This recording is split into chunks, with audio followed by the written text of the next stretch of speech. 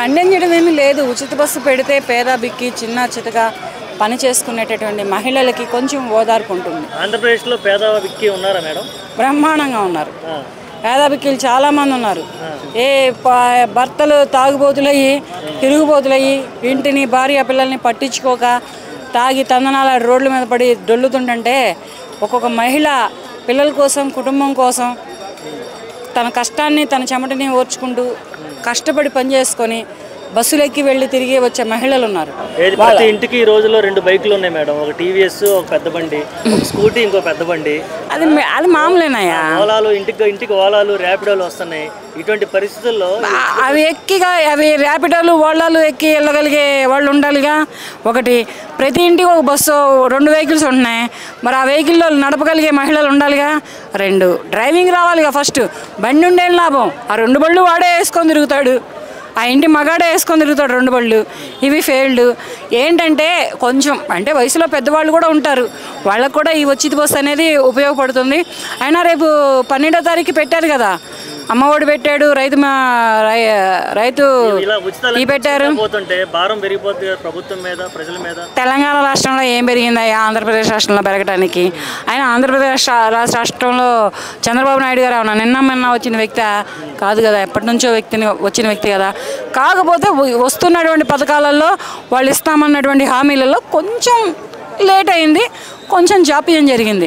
అంతేగాని అది కూడా మళ్ళీ పెట్టాడు కదా. మళ్ళీ పింఛన్లు పెట్టుకున్న మహిళలకి వృద్ధులకి కూడా పింఛన్లు శాంక్షన్ చేస్తానని చెప్పేసి పెట్టారు కదా రేపు జూన్ 12వ తారీఖు నుంచి. ఇంకేం కావాలి? ఇప్పుడు పెట్టిన 6 పథకాలలో 4 పథకాలు అమల్లోకి వచ్చేసినాయి. 1 రైతు భరోసా, 2 వృద్ధాప్య పింఛన్, 3 అమ్మఒడి. అమ్మఒడి కాదు, తల్లి దీవెన, తర్వాత ఉచిత బస్సు. ఇవన్నీ 4 పథకాలు వచ్చేసినాయి.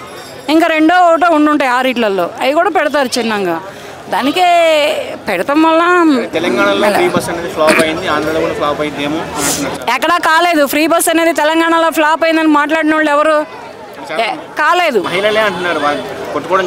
అయ్యే ఫ్రీ బస్ బిఫోరే కొట్టుకున్నారు ఆడవాళ్ళు. ఇప్పుడు కొత్తగా ఏం కొట్టుకోలేదు. అప్పుడు సీసీ ఫుటేజీలు లేవు. ఫ్రీ బస్ బిఫోరు సీసీ ఫుటేజీలు లేవు.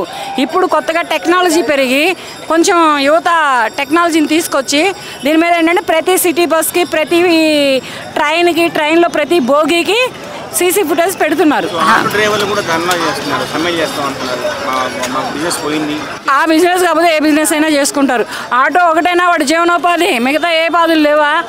ఆటో ఒకటే కాదు జీవనోపాధి, చాలా పనులు ఉన్నాయి బ్రతకదలుచుకుంటే.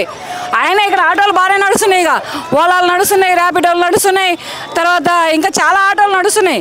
ఆటోలకి ఏమి డ్యామేజ్ ఏం కాలేదు.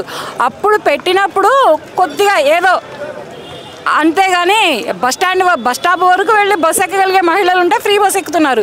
ఎక్కలేక ఇంట్లో నుంచి బద్దకస్తులు ఉంటారు చూడు, వాళ్ళు ఓలాలు, ర్యాపిడోలు, ఆటోలు, క్యాబ్లు, బైకులు ఇవి బుక్ చేసుకుంటున్నారు. మరి బైకులు వచ్చినాయి కదా, ర్యాపిడో, ఓలా బైకులు వచ్చినాయి. అప్పుడు ఎందుకని ధర్నాలు చేయలేదు ఆటో వాళ్ళు?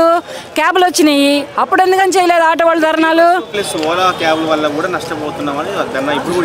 అవన్నీ ఫేక్ మాటలు, నన్ను లాక్ మాటలు చెప్పొద్దని చెప్పండి. యాక్చువల్గా చంద్రబాబు నాయుడు గారు సంక్షేమాలకి, ఉచిత పథకాలకి కొంచెం దూరంగా ఉండాలనే మైండ్ సెట్ ఉన్నటువంటి వ్యక్తి. కానీ మేనిఫెస్టోలో పెట్టడం వల్లనే దానివల్లనే గెలిచారు కాబట్టి ఇప్పుడు అమలు చేయాల్సిన తప్పక అమలు చేస్తున్నారు అనుకోవాలా? ఎందుకు అటువంటి విషయాల్లో దూరంగా ఉండే వ్యక్తి అయితే ఏమీ కాదు. ఇంతకు ముందులో కూడా అటువంటి పెట్టారు, అటువంటి అమలు చేశారు. ఇంతకు ముందులో ముఖ్యమంత్రిగా ఉన్నప్పుడు కూడా అవన్నీ చేశారు. ఆయన అప్పుడు ఏ హామీలు ఇచ్చారో ఆ హామీలన్నీ నెరవేర్తించారు. ఇప్పుడు ఈ హామీలు ఇచ్చారు, ఇవి నెరవేర్తిస్తున్నారు. అంతేగాని ఆయన పెట్టడం వల్ల ఆయనకేమీ మైనస్ పాయింట్ ఏమీ లేదు ఇక్కడ.